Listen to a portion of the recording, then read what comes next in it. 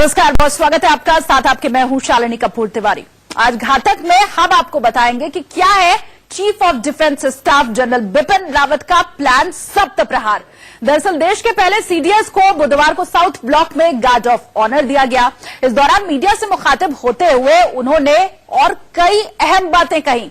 इससे एक अंदाजा लगाया जा सकता है कि भविष्य में सीडीएस का प्लान ऑफ एक्शन क्या होगा। आपको एक एक जरूरी बात हम बताएंगे, लेकिन सबसे पहले इस खास मौके से जुड़ी हुई तस्वीरें देखिए और संकेत समझिए।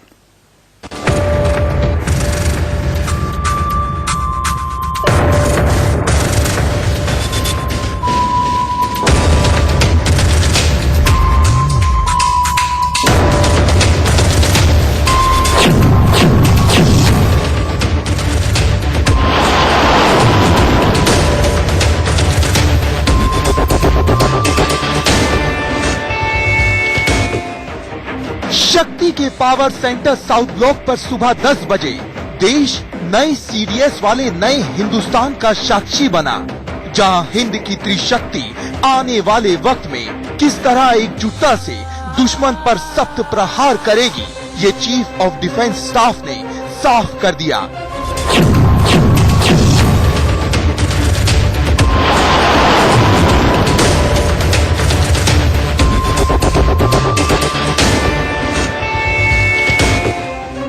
ऐलान एकदम सीधा है कि सेना के तीनों अंग जल थल वायु मिलकर काम करेंगे तो ताकत उम्मीद से ज्यादा बढ़ेगी।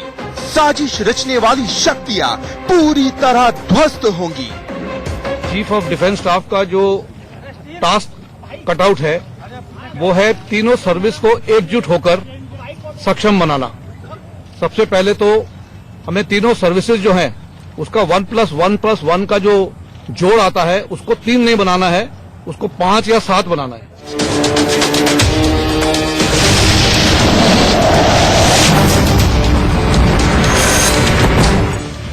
सबसे पहले chief of defence staff general Bipin Rawat को जल थल और वायु वीरों की तरफ से गार्ड ऑफ ऑनर दिया गया।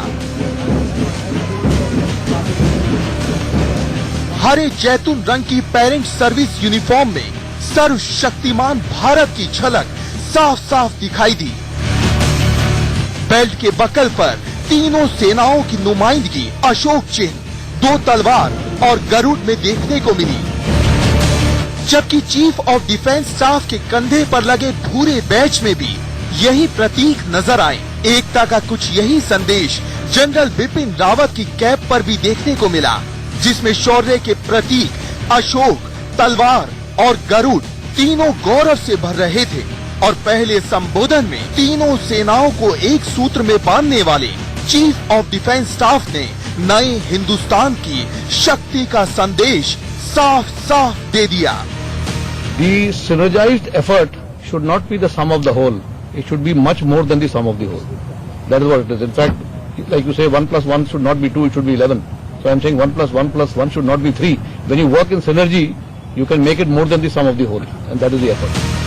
भारत के चीफ ऑफ डिफेंस स्टाफ का यही ऐलान साजिश रचने वाले दुश्मनों के लिए मुसीबत बनने वाला है। कैसे और क्यों बताएंगे आपको आगे। जानने के लिए बने रहिए हमारे साथ।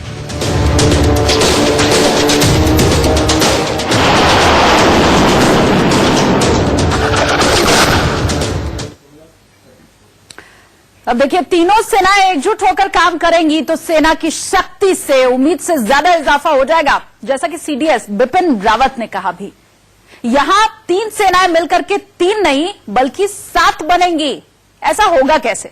क्योंकि हिंद की त्रिशक्ति यानी वायुसेना, नौसेना और थल सेना पहले भी अपना पराक्रम दिखा चुकी है। फिर सीडीएस के आने पर नया क्या होने वाला है, ये समझने के लिए आपको सीडीएस के बयान को ठीक तरह से समझना होगा, क्योंकि बहुत बार कुछ ना कह करके भी बहुत कुछ कह दिया जाता है। सीडीएस के आने पर नया क्या होने वाला है, ये समझने के लिए आपको सीडीएस के बयान को ठीक तरह से समझना होगा, क्योंकि बहुत बार कुछ ना कह करके भी बहुत कुछ कह दिया जाता है। इस पे अभी मैं टिप्पणी नहीं करना चाहूंगा, क्योंकि पहले मुझे जो टास्क दिया गया है उस पर ध्यान देने दीजिए। और आई डोंट थिंक हमें अपने जो टास्क से भड़कना चाहिए इस वक्त। सर जो कुछ है काम मिला है उस पर कार्रवाई करेंगे। ये चीफ ऑफ डिफेंस स्टाफ वाले नए हिंदुस्तान की नई यलगार है।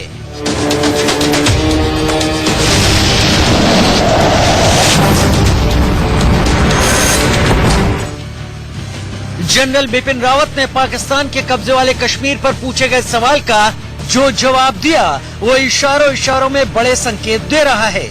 बेशक प्लान ऑफ पीओके पर कोई खुलासा नहीं किया गया, लेकिन ये भी सच है कि उन्होंने इसे सिरे से खारिज नहीं किया। यानी उम्मीद है कि जनरल बिपिन रावत की नई टीम ऐसा शौर्य दिखाए कि पीओके से बड़ी खबर आए।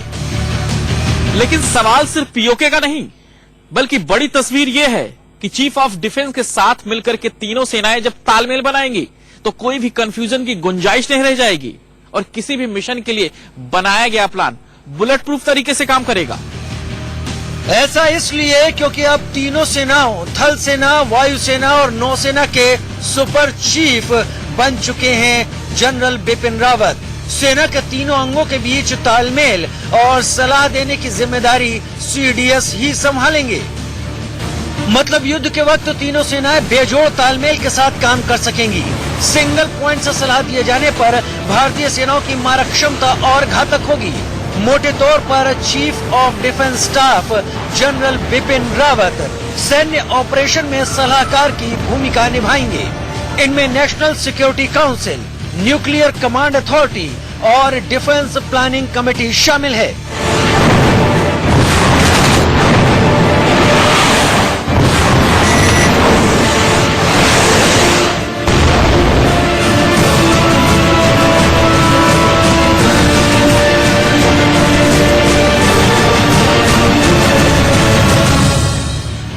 लेकिन चीफ ऑफ डिफेंस स्टाफ सेना को किस हद तक मजबूती देंगे, कैसे कोई भी प्लान बिना किसी चूक के पूरा किया जाएगा, ये समझाने के लिए हम आपको सीडीएस की भूमिका पर बड़ी तस्वीर दिखाते हैं। अब तक थल सेना, नौसेना और वायुसेना ने रक्षा मंत्रालय में अपने अपने कार्यालय बना रखे हैं, लेकिन सीडीएस के आने पर ये ऑफिस सैन्य विभाग के अंदर आ जाएंगे, जो सीधे रक्षा मंत्री को रिपोर्ट करेगा और सैन्य विभाग के प्रमुख चीफ ऑफ डिफेंस स्टाफ ही रहेंगे। यानी इस तरीके से फैसले लेने में तेजी आ जाएगी। चीफ ऑफ डिफेंस स्टाफ सीधे रक्षा मंत्री को सलाह देंगे कि सेना को चीन के मोर्चे पर क्या तैयारी करनी चाहिए या फिर पाकिस्तान के खिलाफ किस तरह की कार्रवाई को अंजाम दिया जाए। यानी मौजूदा वक्त की जरूरत से लेकर फॉरवर्ड प्लानिंग के लिहाज से सीडीएस जनरल अहम रोल अदा करेंगे। जनरल ने सेना के जिस नए ताकतवर अवतार का जिक्र किया, अब हम आपको उसे और भी तफसील से समझाते हैं। चीफ ऑफ डिफेंस स्टाफ रक्षा मंत्री को सीधे रिपोर्ट करेंगे। ऐसे में सवाल उठना लाजमी है कि फिर रक्षा सचिव की क्या भूमिका रहेगी। असल में रक्षा सचिव और सीडीएस का रोल अभी साफ नहीं है। रक्षा मंत्री को दोनों ही रिपोर्ट करेंगे। रक्षा विभाग के अंदर रक्षा उत्पादन, डीआरडीओ, रिटायर्ड कर्मचारियों का कल्याण विभाग भी शामिल है, जबकि सीडीएस ऑपरेशन के दौरान एकजुटता को बढ़ाएंगे। इनमें logistic, communication, support service, repair और मेंटेनेंस के साथ ट्रेनिंग और ट्रांसपोर्ट जैसी गतिविधियां शामिल हैं। इसका नतीजा ये होगा कि सेना से जुड़े किसी भी हथियार या सामान का बेहतर इस्तेमाल हो पाएगा। इसी तालमेल के चलते सेना पहले से काफी ज्यादा ताकतवर बनकर उभरेगी। शायद इसे ही जनरल बिपिन रावत ने 1+1+1 = 3 के बजाय 7 का फॉर्मूला बताया।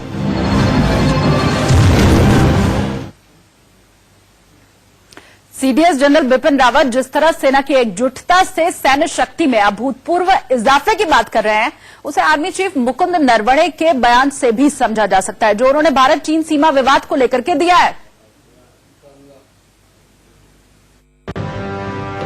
सेना प्रमुख मनोज नरवणे का यह बयान सीडीएस जनरल बिपिन रावत के सख्त प्रहार की ओर इशारा करता है।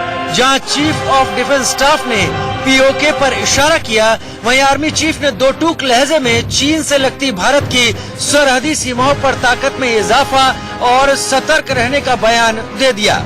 Modernization, we will continue to build up our capabilities especially in the north and northeastern regions of our country. We will also pay emphasis on raising the security awareness amongst our rank and file, as also pay special attention. दरअसल इस बयान की अहमियत समझने के लिए आपको भारत चीन के बीच सालों से मौजूद रहे विवाद को भी समझना होगा। दोनों देशों के बीच 3,500 किलोमीटर यानी 2,174 मील लंबी सीमा है और यही विवाद की सबसे बड़ी वजह भी है। सीमा विवाद के चलते ही दोनों देश 1962 में युद्ध के मैदान में भी आमने सामने आ चुके हैं, लेकिन अभी भी सीमा पर मौजूद कुछ इलाकों को लेकर विवाद है जो कभी कभी तनाव की वजह बनता रहता है। हाल के समय में 2017 वो साल रहा जब दोबारा से LAC यानी लाइन ऑफ एक्चुअल कंट्रोल पर दोनों देशों के बीच तनातनी शुरू हो गई। भारत ने पठारी क्षेत्र डोकलाम में चीन के सड़क बनाने की कोशिश का विरोध किया। यही वो इलाका है जहां चीन और भारत के उत्तर पूर्व में मौजूद सिक्किम और भूटान की सीमाएं मिलती हैं। भूटान और चीन दोनों इस इलाके पर अपना दावा करते हैं और भारत भूटान के दावे का समर्थन करता है। भारत को फिक्र थी कि इस सड़क का काम पूरा हो गया तो देश के उत्तर पूर्वी राज्यों को देश से जोड़ने वाली 20 किलोमीटर चौड़ी कड़ी यानी मुर्गी की गर्दन जैसे इलाके पर चीन की पहुंच बढ़ जाएगी। ये वो इलाका है जो भारत के उत्तर पूर्वी राज्यों को जोड़ता है, जिन्हें 7 सिस्टर्स के नाम से जाना जाता है। अब इस इलाके में भारत ने विकास की गाड़ी दौड़ा दी है। दरअसल सीमा सड़क संगठन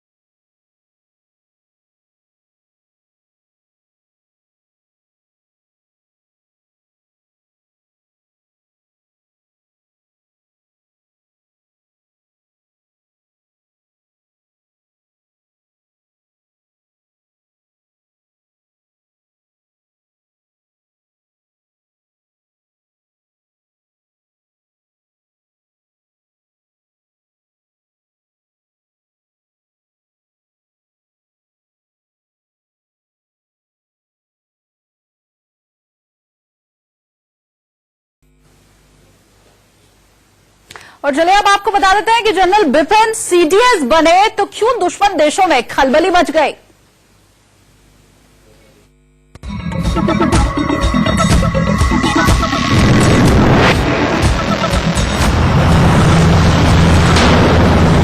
वो जनरल जिनसे पाकिस्तान और चीन दोनों थर-थर कांपते हैं, जिनके शौर्य की गाथा POK में तबाह आतंकी कैंप बताने के लिए काफी है, जिनके सेना अध्यक्ष रहने के दौरान ही डोकलाम में ड्रैगन की हेकड़ी निकालने का दम हमारे बहादुर जवानों ने दिखाया।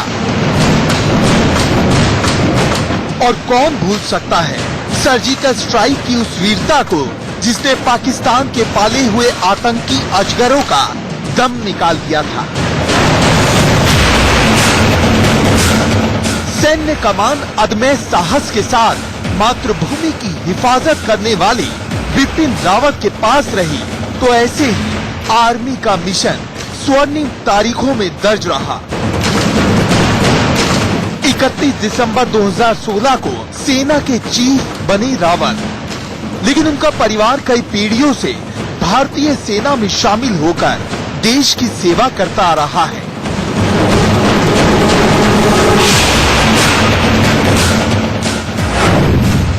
जनरल बिपिन रावत के पिता लेफ्टिनेंट जनरल लक्ष्मण सिंह रावत थे, जो कई सालों तक भारतीय सेना का हिस्सा रहे।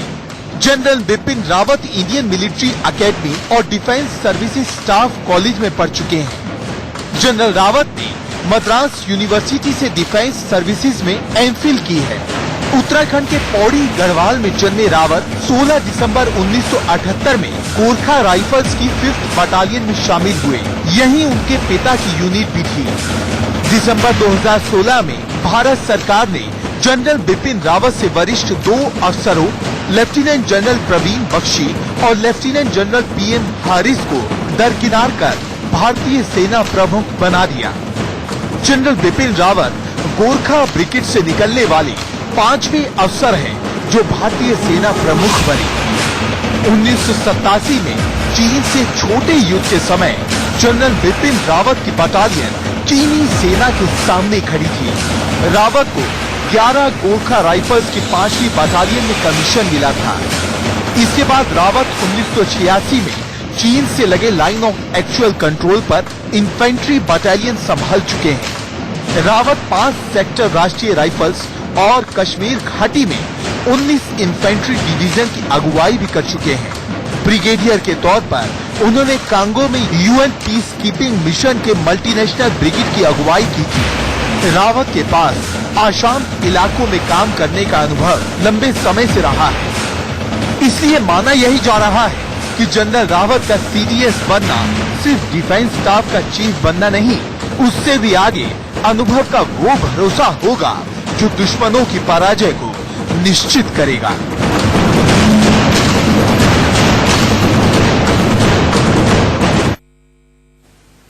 अब हो सकता है आपके मन में ये सवाल उठ रहा हो कि भारत में CDS भले ही अब बने, लेकिन दुनिया के और कौन कौन से देश में CDS का पद होता है। तो चलिए हम आपको ये बता देते हैं।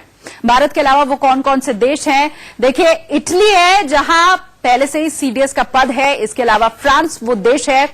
चीन में भी पहले से ही CDS का पद है।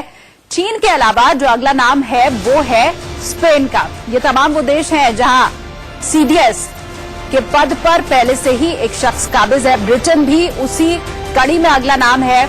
इसके बाद जो नाम आता है वो है कनाडा का और आखिरी नाम जापान है। और वक्त हो गया यहां पर एक ब्रेक का। फौरन हम लौटेंगे, बने रहिए हमारे साथ।